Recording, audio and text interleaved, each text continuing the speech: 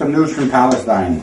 It says Jewish settlers uproot olive trees, damage cars in the West Bank towns. Hordes of Jewish settlers uprooted dozens of olive trees and bulldozed land of a village to the southeast of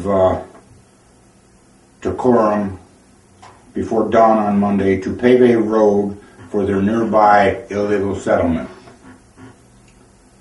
It says Murad Darubi, an activist in the village, said that the settlers came after midnight and destroyed more than 40 trees in the area to build a road to their illegal settlement in Haifas. He noted that the new violations was part of the settlers' persistent aggressions on the Palestinian land to achieve their goal of grabbing more land. Sehad Eid, the head of the village council, said that the settlers damaged 9 vehicles, drew the Star of David, and wrote racist slurs on cars and walls before chanting death to the Arabs. 11 Palestinians were injured in renewed police violence in Sheikh Jarrah. Israeli police forces attacked on Tuesday evening Palestinian residents and activists in the East Jerusalem neighborhood of Sheikh Jarrah as a far-right Knesset member Ben Jivar and other extremist Jewish settlers stormed the area. While allowing Ben Jivar to open an office in the neighborhood, police forces late last night stormed the western area of the neighborhood and wreaked havoc on the office of a Jerusalemite activist, Mohammed Hems, and assaulted local residents and their supporters. Earlier, local residents and activists performed prayer led by Sheikh Sebri near the house of the Salem family in the neighborhood, and after they ended their prayers, police forces attacked the participants and activists and forcibly removed them from the area.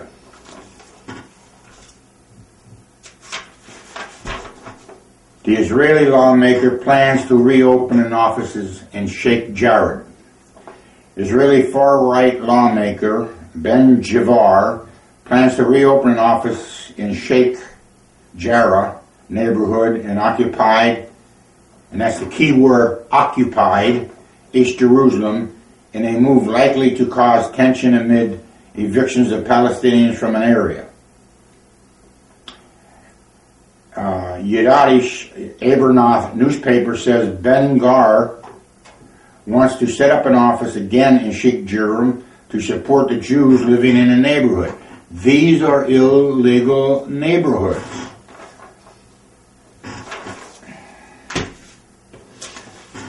Now, why does the medium fail to cover Palestinian with accuracy and empathy?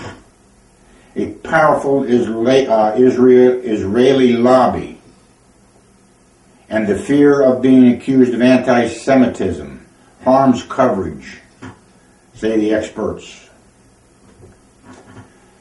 Glasgow, Scotland, often dubbed the Gaza Strip, they dub it an open-air prison on account of Israelis and Egyptian ongoing air, land, and sea blockade of the coastal enclave.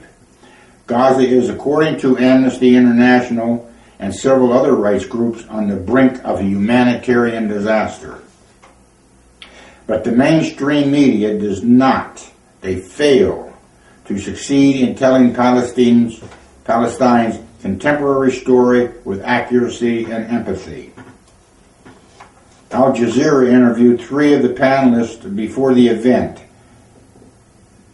that was being held in Glasgow,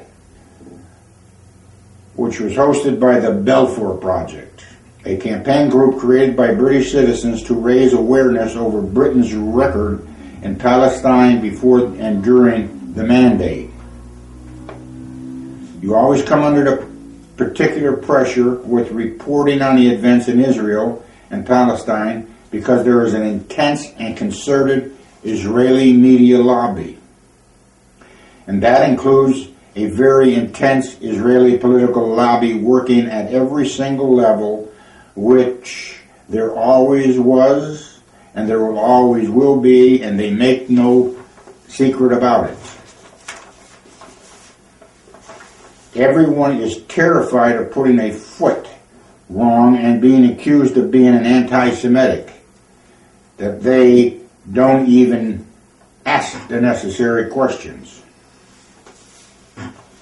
The Western media narrative has been dominated by Israel during the past 70-year conflict.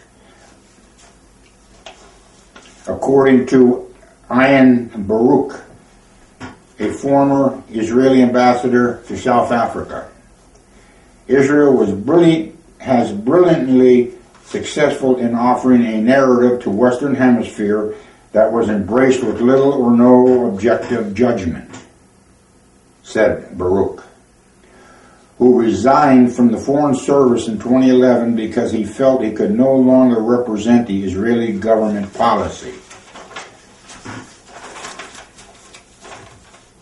In 2017, a Palestinian-American writer based in Ramallah wrote in Al Jazeera, "The mainstream media focus is always on the Palestinian reaction to an event and not the Israeli action, and it insinuates that Palestinians are on the offense when in all actuality they're on the defense. Israelis will start something, the Palestinians will react to it, and then the Western media will blame the Palestinians, say that they caused it.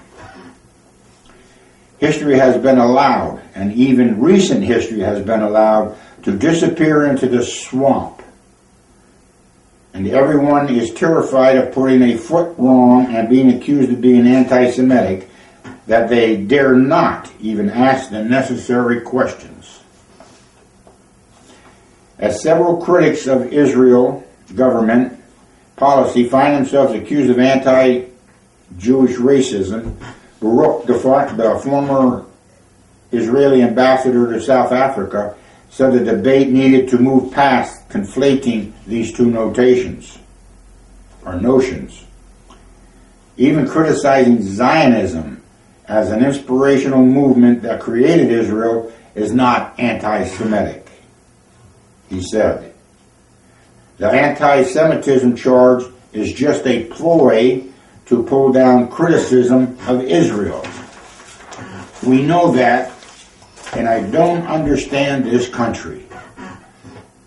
It brags about human rights. It complains about human rights all around the world. But we're complicit in working with Israel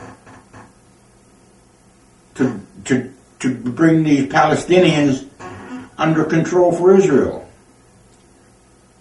We're no more for human rights than China. And the press in America, there is no press in America. It's all controlled by corporate media.